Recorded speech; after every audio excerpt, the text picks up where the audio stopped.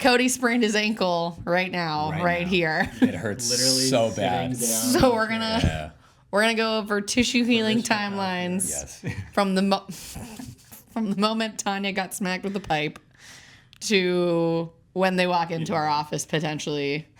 Go. So when you have these initial moments of injury, your body immediately goes through a very important phase of inflammation. It is important to note that inflammation should happen. It is a critical part of tissue healing. And what happens is these inflammatory signals elicit a bunch of chemical cascades, physical processes that get the ball rolling to clear out the crud, let's call it crud, from the injury and begin to signal for the pain-relieving chemicals, the oxygen, the tissue healing cells within the body. That usually happens over the first, say, time 0 to 72 hours-ish. So 3 days for math. 3 days for math.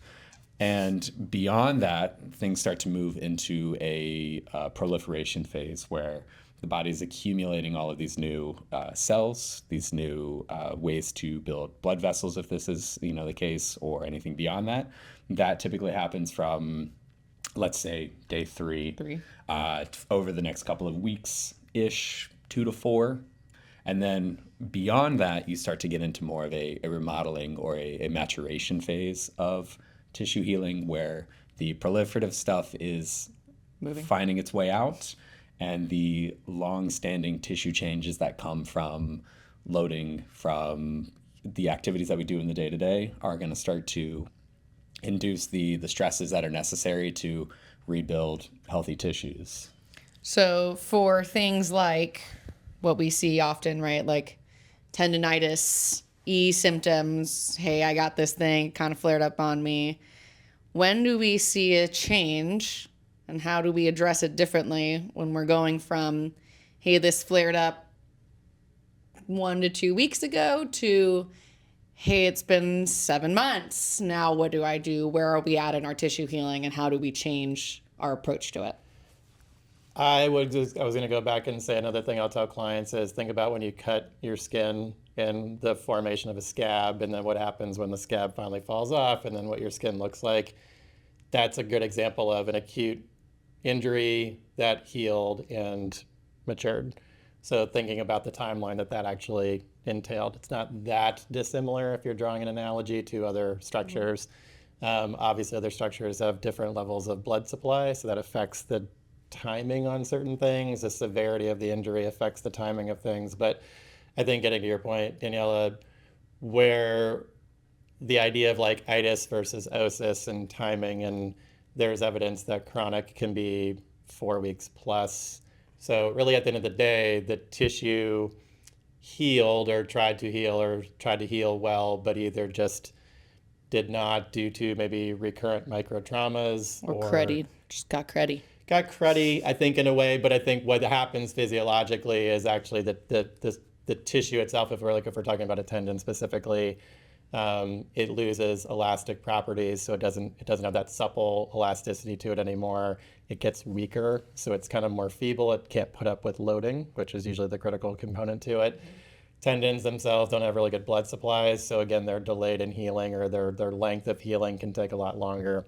So knowing all of that, you're dealing with a client that comes in if they've had, let's say, a tennis elbow-ish kind of thing on their tendon of their forearm, or it's an Achilles problem that's lasted months.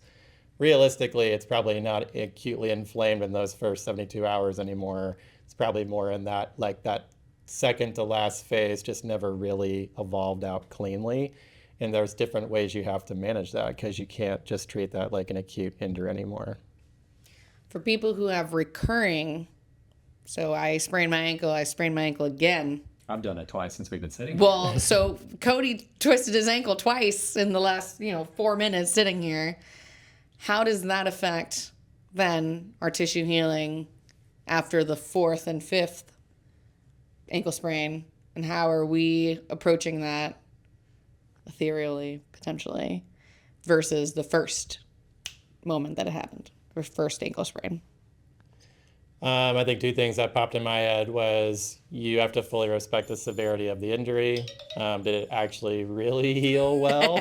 Especially when the same thing re-injures itself. Sometimes the elephant in the room was that there probably was more damage to begin with on the first or subsequent rolling event. And so because of that, this kind of gets into, how well can we actually fully resolve this problem? So I'd say that's number one. That's a little bit of a thing you have to keep in the back of your head when we're treating somebody. And I think the other thing is back to scaling, and did you fully rehabilitate and load the tissues to their nth degree that they needed to, one, get the necessary physiological, let's say, reversal of some of the properties. Like, did we actually put enough stress to the tissue to build up enough strength, to enough elasticity, so that when you go back and do your crazy stuff, your ankle won't keep re-rolling, because we actually matched that load rate demand. So fully respecting load rates, did we actually rehabilitate to match the load rate?